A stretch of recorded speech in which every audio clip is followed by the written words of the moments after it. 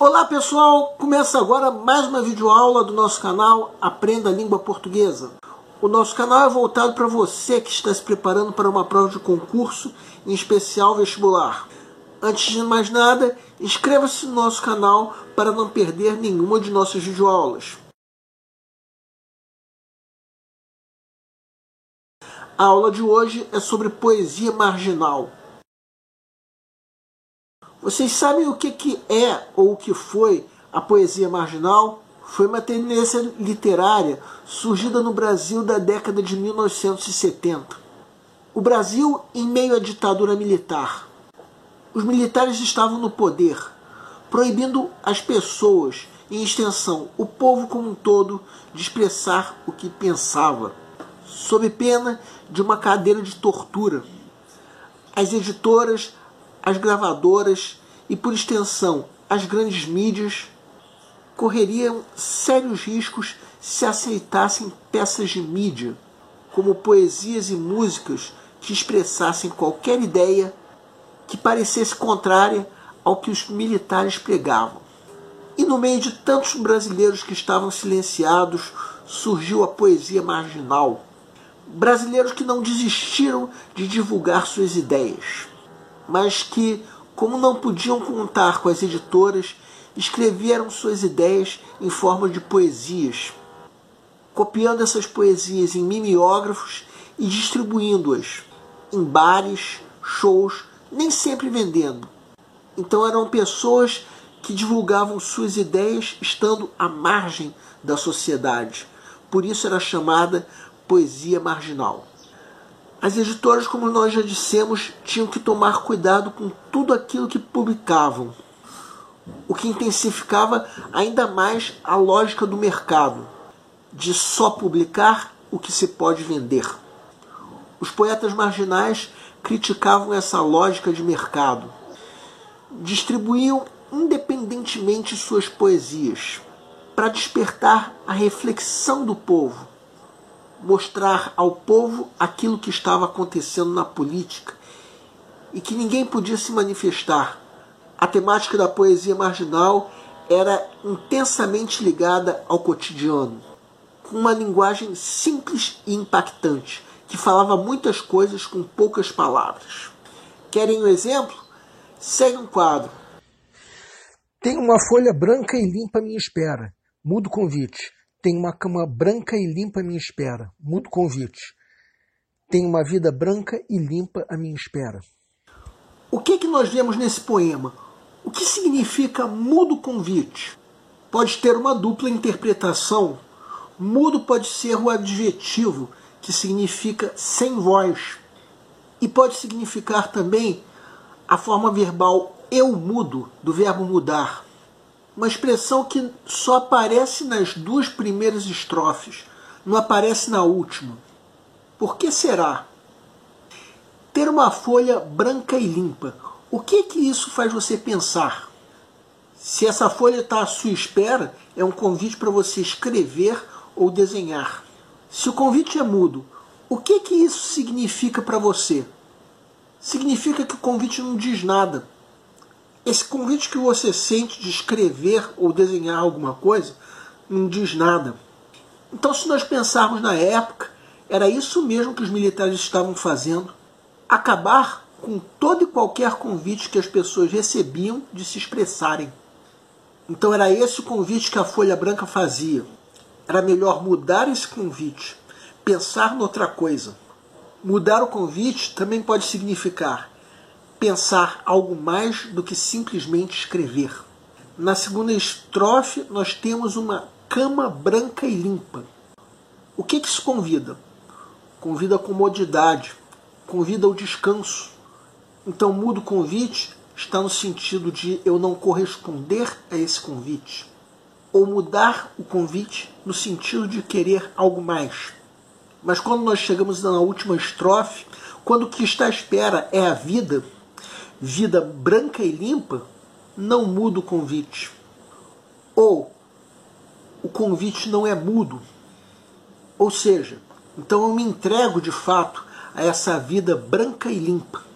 Porque o mudo convite seria o suicídio, digamos assim. E não era isso que esses poetas buscavam. Eles buscavam se afirmar, sim, mas não desistir da vida. Reparem que esse poema que nós mostramos agora relata ideias importantes com poucas palavras. Ou seja, é uma linguagem simples e impactante, característica desse movimento de contracultura que foi a poesia marginal. O poema é de Ana Cristina César, mas havia outros poetas marginais também. Cacaso, Paulo Leminski, Chacal. E no caso Chacal, é o autor de um poema que foi discutido numa questão do Enem de 2010. Segue um quadro. Enem 2010. Reclame.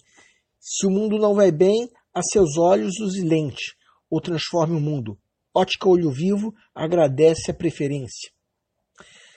Chacal é um dos representantes da geração poética de 1970. A produção literária dessa geração, considerada marginal e engajada, de que é representativo o poema apresentado, valoriza a. O experimentalismo em versos curtos e tom jocoso. B. A sociedade de consumo com o uso da linguagem publicitária. C. A construção do poema em detrimento do conteúdo. D. A experimentação formal dos neossimbolistas. E. O uso de versos curtos e uniformes quanto à métrica. Peço para que deem uma pausa antes de ser dado o gabarito.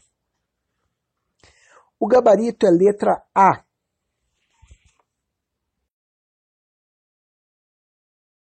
Agora nós vamos comentar cada uma das alternativas, para podermos entender por que o gabarito é letra A. Assim como, se é que você errou, qual foi o motivo do teu erro, por mais absurdo que tenha sido. Primeiramente vamos entender que esse poema que nós estamos discutindo é da última geração da poesia marginal. No caso Chacal, num poema intitulado Reclame. Reclame quer dizer propaganda. No entanto, existe um jogo entre esse substantivo reclame e a forma verbal imperativa reclame do verbo reclamar. Esse poema se assemelha àquelas propagandas que aparecem nas vitrines das lojas. Se o mundo não vai bem aos seus olhos, use lente ou transforme o mundo.